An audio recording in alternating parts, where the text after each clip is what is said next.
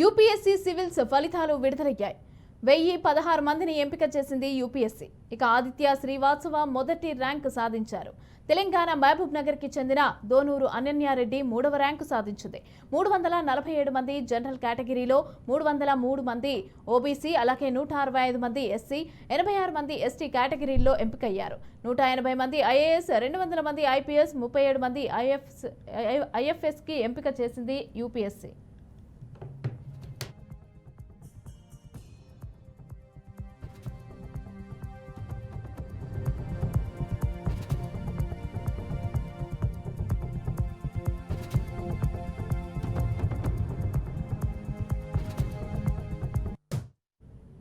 Civils ఫలితాల్లో దేశంలోనే 2వ ర్యాంకు సాధించిన ఒడిశాకు చెందిన అనిమేష్ జీవితంలోని కష్టాల ప్రయాణం స్ఫూర్తిదాయకంగా నిలుస్తోంది. అతని తండ్రి 9 ఏళ్ల కిందటే చనిపోయాడు.